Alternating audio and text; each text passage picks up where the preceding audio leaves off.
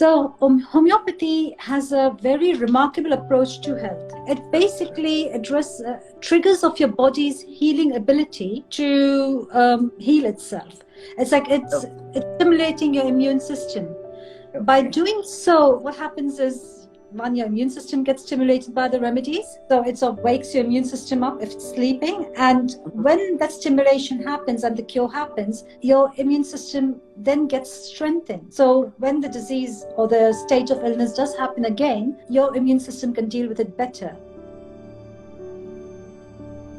So Geetu graduated from the Center for Homeopathic Education, and she's now a registered clinical member of the Society of Homeopaths. And her interest in homeopathy actually started when it helped her family members, and that's how she got involved. She's dealt with things like corona, she's dealt with skin issues, she's dealt with menopause issues, she's dealt with other issues to do with the uterus and with fertility. And there's a whole list of things she's dealt with other people. Can you explain how homeopathy works? Because I know there's been lots of questions about, how can it work? A lot of doctors don't believe in it. So will you tell us about it? Right. Homeopathy has a very holistic approach. It takes the whole person into consideration rather than just having a minimal approach to that one part of your body. For example, if your kidneys aren't functioning properly, or if you've got an earache, it will not just take your earache into consideration. It takes you as a whole. So it takes your symptoms, the effect of the symptoms, and your total overall general health before prescribing a remedy.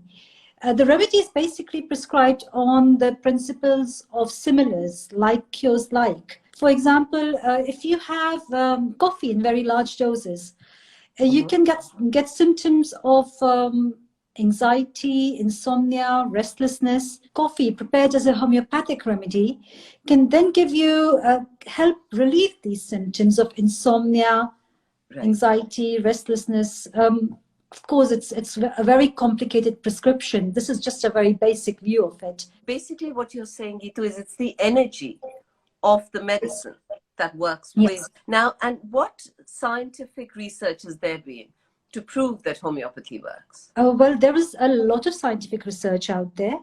You will find a lot on the website of Faculty of Homeopathy, British Homeopathic Organization, and as well as Society of Homeopaths. A lot of high standard clinical trials have been done to prove the efficacy of homeopathy.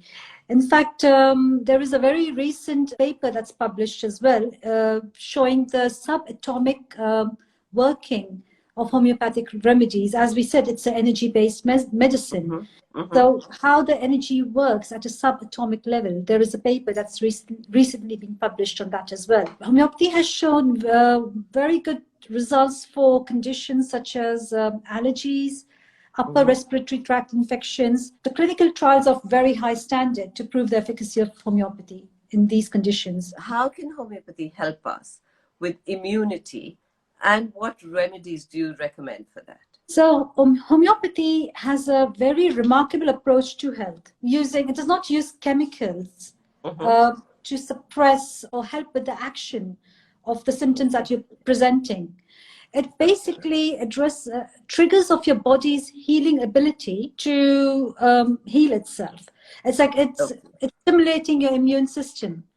By doing so, what happens is, one, your immune system gets stimulated by the remedies. So it sort of wakes your immune system up if it's sleeping. And when that stimulation happens and the cure happens, your immune system then gets strengthened. So when the disease or the stage of illness does happen again, your immune system can deal with it better. Every person is different. It's not like, oh, this is one remedy, everybody takes it and you're going to be okay. That's not how homeopathy works. But to strengthen your immunity, one is echinacea herbal drops. I'm a very big advocate of.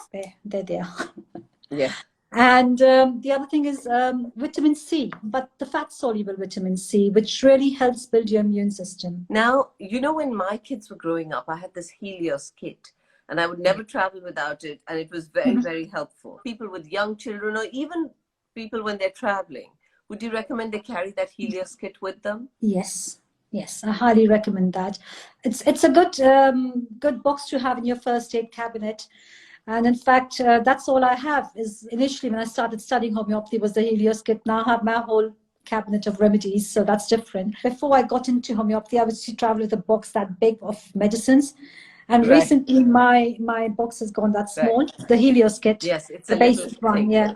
I highly recommend that for everybody of all age groups, for children, elderly, pregnant mums. It's a very good first aid kit to have at home and carry with you. Okay, my next question is about sort of cold, cough, flus, which is happening to a few people. What would you recommend one takes for those? It's very personal. If it's just an acute case of colds or cough, which has just happened one-off, then your homeopathic kit will have the remedy in there and the indication of the use as well. Most people love aconite as a first aid to catching a cold. Belladonna is some people's favorite as well. I tell my clients, use the kits, they're great, but do consult a homeopath or consult me when you see the problem arising again and again. That means there's something underlying that needs to be addressed.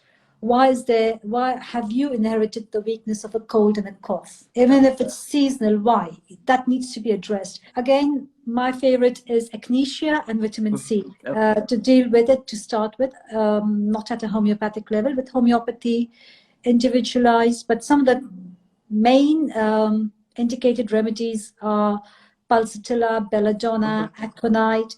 Hepasulf is a very big remedy. It's called the antibiotic of homeopathy. You know, for cuts and grazes, I find that calendula tincture is miraculous. I agree. That's my first one I would go for, calendula. Amazing for, post surgery as well, just to clean off the area. A few drops of calendula in water helps with healing. And arnica is another very good one because it helps with bruising. Even if you've got a cut and a graze, if there's bruising around that, arnica really helps with that.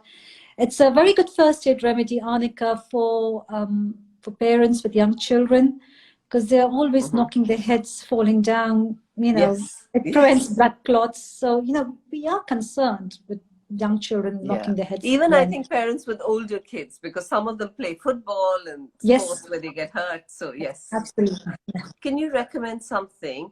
I know it's something generic for people for indigestion and acidity. Milk thistle, again, a herbal remedy. I'm not a herbalist, but this is something that I can easily recommend without having to worry about that. It's amazing. I've had very good results with just telling my patients to get started with milk thistle where I see a liver weakness or a liver imbalance. And what about body pains? Is it because of excessive workout? Then arnica. If that's the reason, then arnica is one of the first remedies to think of. I think most of you probably have arnica in your cabinets as a gel or as a tablet. The others would be homeopathy-wise, Rustox, which helps with joint pains. It's one of the remedies mainly prescribed for arthritic pains as well. Okay, that's good to know, because a lot of us have sort of older parents who but again, no.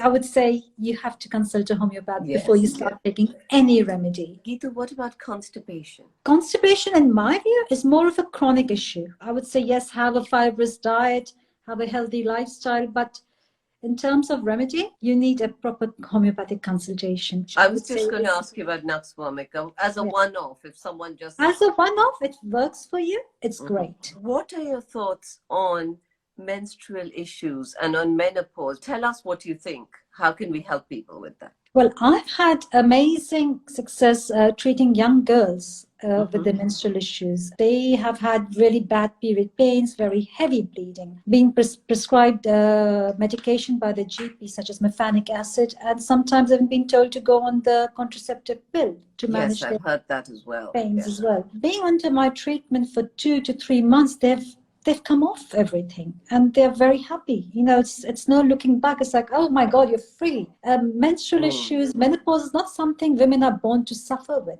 Yeah, you have to enjoy it rather than think, oh my God, another cycle coming up. Oh my God, another, I'm going to hit menopause soon. That's not the case. Menopause is the next stage of your life. Embrace it rather than worry about it. For me, if you're going through menopause, you're going into the next stage of your life. So tell me, Geetu, would you recommend that people come to you before to prepare for it, or go to a homeopath? Or would you recommend start taking A, B, C, or how would you recommend people prepare for it? The way I prescribe homeopathy, many homeopaths work in different ways. The way I prescribe and the way I work with homeopathy is on the presenting symptoms. So what you present with, I will treat you for. If you say, help me, I'm going to hit menopause and I might have this and I might have that, I can't prescribe based on that. I would say, okay, take milk thistle, support your liver, but homeopathically, it's the remedy is prescribed on the presenting symptoms. But you're also saying if you manage to keep the body in balance, then everything stays in balance, which is what, whether you're saying that, whether Ayurveda, Chinese medicine, all our ancient forms of medicine say that. So it's about sort of a lifestyle of keeping your body in balance, whether it means going to someone like you for whatever the issues are. The smallest of issue, if you have a holistic approach to it, a natural approach to it, it's not going to become a big issue. If you've dealt with something that's very small at that point, you've taken the illness away off its roots straight away. But if you ignore it and let the roots get deeper and deeper, then it's going to take a longer time to help you with the problem. What is your final advice to our followers?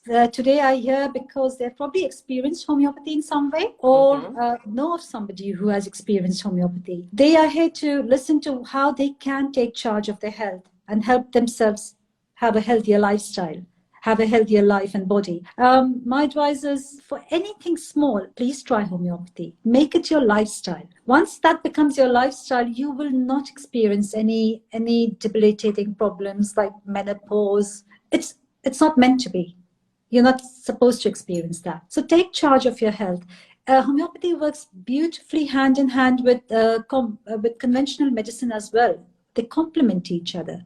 Do not dismiss conventional medicine. It's amazing for diagnostics as well. Can you cure hypothyroidism through homeopathy? I have actually helped one, yes. And she didn't have to go on to conventional medicines? She was on conventional medicine and she wanted to give homeopathy a try.